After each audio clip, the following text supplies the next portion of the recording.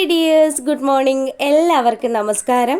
മൗനരാഗം സീരിയലിൻ്റെ ഇന്നത്തെ super hit വിശേഷത്തിലേക്ക് എല്ലാവർക്കും സ്വാഗതം കേട്ടോ. അങ്ങനെ കിരണും കല്യാണിയും കൂടി ചേർന്ന് പുറത്തേക്ക് പോവുക.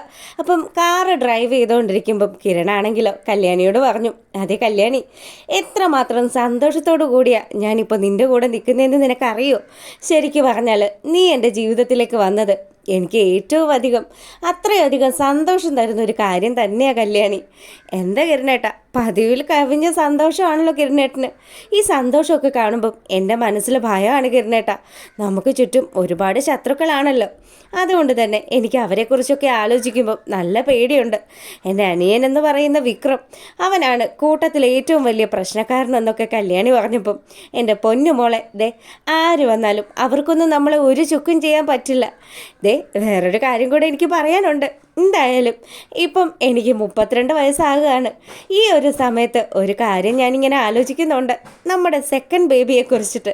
കല്യാണിയാണെങ്കിലും ഇത് കേട്ട പാടെ തന്നെ ഭയങ്കരമായിട്ട് നാണം വന്നിട്ട് മുഖമൊക്കെ ഇങ്ങനെ ചുവന്ന് തൊടുക്കുക കേട്ടോ.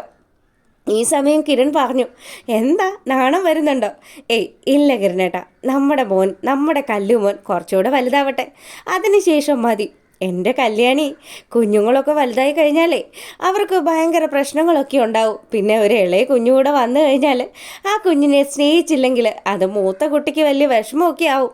ഇപ്പോഴാകുമ്പോൾ ഒരു പ്രശ്നമില്ല, നമ്മുടെ കല്ലുമോൻ തിരിച്ചറിവായി വരുന്നതല്ലേ ഉള്ളൂ. എന്തായാലും നോക്കാമെന്ന് പറഞ്ഞ് കല്യാണിയും കിരണും കൂടെ നേരെ പോകുന്നത് ബീച്ചിലേക്കാണ്. അവിടെ പോയി അവരവിടെ വെച്ച് ഒരു റൊമാൻറ്റിക് ആയിട്ടുള്ള ഒരു സോങ് ഒക്കെ കഴിയുമ്പോൾ ശരിക്കും അവർ രണ്ടുപേരും നല്ല രീതിയിൽ സന്തോഷിക്കുന്നതൊക്കെ കാണിക്കുക കേട്ടോ. എന്തായാലും കിരണിന് ഒരുപാട് സന്തോഷം കല്യാണിയെ പോലെയുള്ളൊരു ഭാര്യയെ കിട്ടിയതിൽ. അങ്ങനെ ആ ബീച്ചിൽ അവർ ആടി തിമർത്ത് ഇങ്ങനെ നടക്കുക. ശരിക്കും കുട്ടികൾ എങ്ങനെയാണോ എൻജോയ് ചെയ്യുന്നത് അതേപോലെ തന്നെ അവിടെയൊക്കെ ഓടി നടന്നിട്ട് നല്ലൊരു സോങ്ങും ഒക്കെ ഇട്ടിട്ടുണ്ട് കേട്ടോ. അങ്ങനെ ആ ഒരു സീനൊക്കെ കഴിയുമ്പോഴാണെങ്കിലോ നമ്മളെ കാണിക്കുന്നത് പ്രകാശനെയും വിക്രമാദിത്യനെയും. വിശപ്പ് സഹിക്കാൻ പറ്റാണ്ട് പ്രകാശൻ അങ്ങനെ ഇരിക്കുക. ആ സമയത്താണെങ്കിൽ പ്രകാശൻ്റെ അടുത്തേക്ക് വിക്രം വന്നു. പൊറോട്ടയും ഉണ്ട്, വെജിറ്റബിൾ കറിയും ഉണ്ട്. അത് കണ്ടതും ആശാൻ്റെ മുഖം അങ്ങ് തെളിയുന്നൊന്നുമില്ല.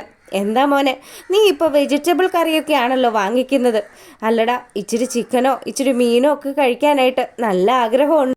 മര്യാദക്ക് ഞാൻ വാങ്ങിച്ചു തന്നതും കഴിച്ച് അവിടെ എങ്ങാനും ചുരുണ്ട് കൂടിക്കോണമെന്ന് വിക്രം പ്രകാശനോട് പറയുക. ഇത് കേട്ടതും പ്രകാശൻ അന്തിച്ചു നോക്കി. അതെ, ഞാൻ പറഞ്ഞത് മറ്റൊന്നും കൊണ്ടല്ല, നിങ്ങൾ ഈ ചിക്കനും മട്ടനും ബീഫും ഒക്കെ വലിച്ചു കയറ്റിയ കൊണ്ടാണ് കൊളസ്ട്രോളൊക്കെ കൂടി ഹാർട്ടിന് പ്രശ്നം വന്നത്. എടാ മോനെ, എന്തെങ്കിലുമൊക്കെ വായിക്ക് രുചിയായിട്ട് കഴിച്ചിട്ടാണ് നമ്മൾ ഈ ഭൂമി വിട്ട് പോകുന്നതെങ്കിൽ പിന്നെ അതിലൊരു വലിയ കാര്യമൊന്നും ഇല്ലല്ലോടാ.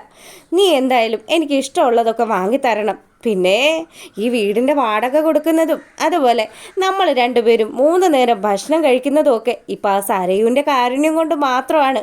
എന്തായാലും ഇപ്പം ഇതൊക്കെ നടക്കുകയുള്ളൂ. അതുകൊണ്ട് അച്ഛൻ ഇതൊക്കെ കൂട്ടി കഴിച്ചാൽ മതിയെന്ന് വിക്രം പറയുക. ഇത് കേട്ടതും പ്രകാശന് നല്ല ദേഷ്യമൊക്കെ വരുന്നുണ്ടെങ്കിലും ഇപ്പം ഇങ്ങനത്തെ അവസ്ഥയായി പോയല്ലോ. എടാ മോനെ, നാളെയല്ലേ ആ കിരണിൻ്റെ ബർത്ത്ഡേ. എന്തായാലും നമുക്ക് അവിടെ വരെ ഒന്ന് പോയാലോ? നിങ്ങളിത് എന്തൊക്കെയാണ് ഈ പറയുന്നതെന്ന് വിക്രം തിരിച്ചു ചോദിച്ചതും, എടാ മോനെ, ഒരു കാര്യമുണ്ട്. ഇനി എന്തായാലും അവനെ എല്ലാവരും കൂടി ചേർന്ന് കൊല്ലുമെന്നുള്ള കാര്യത്തിൽ ഒരു സംശയവും ഇല്ലല്ലോ. നീ അതിന് വേണ്ടിയിട്ട് ആൾക്കാരെ ഏർപ്പാടാക്കിയിട്ടുണ്ടല്ലോ. പിന്നല്ലാതെ ഞാനത് ചെയ്യാൻ വേണ്ടിയിട്ട് പ്രഗത്ഭരായിട്ടുള്ള കുറച്ച് ആൾക്കാരെ ഏർപ്പെടുത്തിയിട്ടുമുണ്ട്. പിന്നെ ഞാനും എൻ്റെ കൂട്ടുകാരും ഒക്കെ ഉണ്ട്. എന്തായാലും ഞങ്ങൾ എല്ലാവരും കൂടെ ചേർന്ന് നാളെ ആ ബർത്ത്ഡേ ബോയുടെ കാര്യത്തിൽ ഒരു തീരുമാനം ഉണ്ടാക്കുമെന്ന് വിക്രം പറയുക. അപ്പം എന്തായാലും കാര്യം നമ്മൾ ആഗ്രഹിക്കുന്ന രീതിയിൽ നടക്കുമല്ലോ. അങ്ങനെയാണെങ്കിൽ എത്രയും പെട്ടെന്ന് തന്നെ നമുക്ക് അവരുടെ വീട്ടിൽ പോകണം. ആ ഒരു ബർത്ത്ഡേ ഫംഗ്ഷനിലും പങ്കെടുക്കണം. അതിന് ബർത്ത്ഡേ ഫംഗ്ഷൻ നടക്കുന്നത് സായാഹ്നത്തിൽ വെച്ചല്ലേ, അവിടെയല്ലേ അമ്മുമ്മയുള്ളത്? അതേടാ മോനെ, അമ്മുമ്മയുടെ പേരും പറഞ്ഞ് നമുക്ക് അങ്ങോട്ട് ചെല്ലാം. അവിടെ വെച്ച് കണ്ട് ഞാൻ അവരോടൊരു ക്ഷമ പറയുന്ന രീതിയിലൊക്കെ ആക്ട് ചെയ്യും. മൊത്തം അഭിനയമാണ് മോനെ ജീവിതം. എന്തായാലും അച്ഛൻ്റെ പ്ലാനൊക്കെ ഓക്കെയാണ്. നമുക്ക് നാളെ തന്നെ ആ ഒരു ഫംഗ്ഷൻ നടക്കുന്ന സ്ഥലത്തേക്ക് പോവാമെന്ന് വിക്രം പറയുക. പിന്നീട് നമ്മുടെ കല്യാണി നല്ല സുന്ദരി കുട്ടിയായിട്ട് ഒരുങ്ങിയൊക്കെ ഇറങ്ങുക അമ്പലത്തിലേക്ക് പോകാൻ വേണ്ടിയിട്ട്. കിരൺ അവളുടെ അടുത്തേക്ക് ഓടി വന്നിട്ട് കിരൺ പറഞ്ഞു, അതെ ഒന്ന് കണ്ണടച്ചേ, ഒരു കാര്യം കാണിക്കാനാ.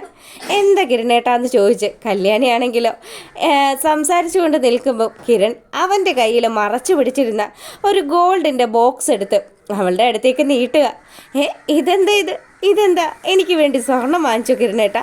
ശരിക്കും ഞാനല്ലല്ലോ ബർത്ത്ഡേ ആഘോഷിക്കുന്നത്. കിരണേട്ടൻ്റെ ബർത്ത്ഡേ ആയിട്ട് കിരണേട്ടൻ എന്തിനാ എനിക്ക് ഗിഫ്റ്റ് വാങ്ങിച്ചതെന്ന് കല്യാണി തിരിച്ചു ചോദിക്കുക. എൻ്റെ പൊന്ന് കല്യാണി, നീയല്ലേ എൻ്റെ ജീവിതത്തിലെ ഏറ്റവും വലിയ ഗിഫ്റ്റ്. അതുകൊണ്ട് ദേ ഇതങ്ങോട്ട് കഴുത്തിലേക്ക് ഇട്ട്. ഇതേ ആദർശിനെയും നയനെയും കൊണ്ട് പ്രത്യേകം ഞാൻ ഡിസൈൻ ചെയ്യിച്ച സാധനമാണ്. നിനക്ക് ഇഷ്ടപ്പെട്ടോ? അത് പറഞ്ഞപ്പോഴാ അവരെ നമ്മൾ ഈ ഫംഗ്ഷന് ക്ഷണിച്ചില്ലല്ലോ കിരണേട്ടാ. അവരെ കുറച്ച് തിരക്കിലാണ്. എന്തായാലും ഉടനെ തന്നെ നമ്മുടെ ഈ ഒരു ഫംഗ്ഷൻ അറ്റൻഡ് ചെയ്യാൻ വരുമെന്ന് കിരൺ പറയുക.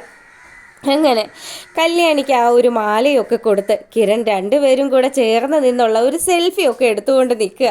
ഈ സമയമാണെങ്കിൽ അതേ സമയം പോവാ, നമുക്ക് ക്ഷേത്രത്തിലേക്ക് പോകണ്ടേ? പോകണം. അമ്മ എന്തായാലും ബ്രേക്ക്ഫാസ്റ്റൊക്കെ എടുത്ത് വെച്ചിട്ടുണ്ടാവും. അത് കഴിച്ചിട്ട് വേണം ഇനി ക്ഷേത്രത്തിലേക്ക് പോകാനെന്ന് പറഞ്ഞ് കിരൺ നമ്മുടെ കല്യാണിയെ കൂട്ടിയിട്ട് ഇറങ്ങാൻ തുടങ്ങുമ്പോൾ കാർത്തിക അങ്ങോട്ട് വരിക. കാർത്തികയെ കണ്ട പാടെ തന്നെ ദീപ ഓടിച്ചെന്നു. മോളെ, എന്നാ ഉണ്ട് വിശേഷം? ബർത്ത്ഡേ ആണല്ലോ, എവിടെ അമ്മ ബർത്ത്ഡേ പോയി? ബർത്ത്ഡേ ബോയൊക്കെ അകത്തുണ്ട്. ഇതാരെയും വന്നിരിക്കുന്നത്? കാർത്തിക ചേച്ചിയാണല്ലോ എന്ന് പറഞ്ഞ് കല്യാണി ഇറങ്ങി വരിക. മോളേടി, ദേ നിൻ്റെ കെട്ടിയവൻ്റെ ബർത്ത്ഡേ ആയിട്ട് ഇനി ഞാൻ എത്തിയില്ല എന്ന് പറയരുത് കേട്ടോ. ഞാനൊരു കാര്യം കൂടെ പറയാനാണ് വന്നത്. അമ്മയ്ക്ക് ഇന്നലെ രാത്രി മുതൽ ഭയങ്കരമായിട്ട് വയ്യായ്ക ഉണ്ടായി. അമ്മയെ ആശുപത്രിയിൽ അഡ്മിറ്റ് ആക്കിയിട്ടാണ് ഞാൻ ഇങ്ങ് വരുന്നത്. ഇത് കേട്ടതും നമ്മുടെ കിരണും കല്യാണിയും ഒക്കെ ഒന്ന് ഞെട്ടിയിട്ടോ. അയ്യോ, അമ്മയ്ക്ക് എന്താ പറ്റിയത്? എന്ത് പറയാനാ, ഒന്നും പറഞ്ഞിട്ട് കാര്യമില്ല. എന്തായാലും 2 ദിവസമായി മനസ്സിനൊന്നും ഒരു സമാധാനം ഇല്ല. എന്തോ ഒരു ആപത്ത് ആർക്കോ സംഭവിക്കാൻ പോകുന്നു മനസ്സിൽ മൊത്തത്തിലൊരു തോന്നല. ഇത് കേട്ടതും കല്യാണിക്ക് നല്ല ടെൻഷനായി. കല്യാണിയും പറഞ്ഞു, അതെ ചേച്ചി, എനിക്കും അത് ആലോചിച്ചിട്ട് ഭയങ്കര പേടിയുണ്ട്. ആ വിക്രത്തെയാണ് സൂക്ഷിക്കേണ്ടതെന്ന് പറഞ്ഞതും ദീപ പറഞ്ഞു, അങ്ങനെ അവൻ എന്തേലും ചതി ചെയ്താൽ അവനെ തീർത്ത് കളയും ഞാനെന്ന്. അങ്ങനെ ഇവർ ഈ കാര്യങ്ങളൊക്കെ ഇവിടെ സംസാരിച്ചുകൊണ്ട് നിൽക്കുകയാണ്. ഈ സമയം നമ്മുടെ സരയു കല്യാണിയുടെ ഫോട്ടോയൊക്കെ സൂം ചെയ്ത് കണ്ടോണ്ടിരിക്കുക. അവൾക്ക് എന്താ സൗഭാഗ്യം, അവളുടെ ജീവിതത്തിൽ മൊത്തത്തിൽ സന്തോഷമാണല്ലോ എന്നൊക്കെ ആലോചിച്ചുകൊണ്ട് നിൽക്കുമ്പം ബഗനും ഭാര്യയും കൂടി അങ്ങോട്ട് വന്നു. എന്താ മോളെ, നീ ഈ ഇടയായിട്ട് ഭയങ്കര ആലോചനയാണല്ലോ. ദേ നോക്ക്, ആ കിരൺ കല്യാണിക്ക് സമ്മാനിച്ചതാ, കണ്ടില്ലേ, ഡയമണ്ടാണ്. ഇനിയിപ്പോൾ അതൊന്നും പറഞ്ഞിട്ട് കാര്യമില്ലല്ലോ. ഇത്തവണ കൂടി ഇങ്ങനെ എന്തെങ്കിലുമൊക്കെ മേടിച്ചു കൊടുക്കാൻ അവനുണ്ടാകും. അടുത്ത പ്രാവശ്യം അവനുണ്ടാവില്ലല്ലോ. എൻ്റെ മോളെ, നീ ഇതേ ആരെ എന്ത് ചെയ്താലും കിരണിനെ ഒന്നും ചെയ്യരുത്. നിനക്ക് കൊല്ലണമെന്നാണെങ്കിൽ ആ കല്യാണിയെ തീർക്ക്. കിരൺ ഒരിക്കലും നിനക്കൊരു ശത്രുവായിരിക്കില്ല എന്ന് നമ്മുടെ രാഹുൽ പറയുക. ഇത് കേട്ടതും ശാരിക്ക് ദേഷ്യം വന്നു. മോളെ, നിന്റെ അച്ഛൻ്റെ മനസ്സിലിരിപ്പേ ആ കിരണിനെ കൊണ്ട് നിന്നെ വീണ്ടും കല്യാണം കഴിപ്പിക്കാനാ. അതൊരിക്കലും നടക്കില്ലല്ലോ. കാര്യം കിരൺ ഇനി അടുത്ത കൊല്ലം ഉണ്ടെങ്കിലല്ലേ എന്നെ കൊണ്ട് കല്യാണം കഴിപ്പിക്കാൻ പറ്റുള്ളൂ. അതൊരിക്കലും സംഭവിക്കാത്ത കാര്യം അമ്മേ, അങ്ങേര് പറഞ്ഞോട്ടെ. പിന്നെ ഞാൻ ആരെ കൊന്നാലും അതിൻ്റെ കുറ്റം ഏറ്റെടുത്ത് ഇയാളെ വേണം ജയിലിൽ പോകാനായിട്ട്. മോളെ, നീ കല്യാണിയെ തീർക്ക്. അവളെ തീർത്തിട്ട് ഞാൻ ആ കുറ്റം ഏറ്റെടുത്ത് ജയിലിൽ പോകാമെന്ന് ബഗൻ പറയുക. വീഡിയോ ഇഷ്ടമായ ലൈക്ക്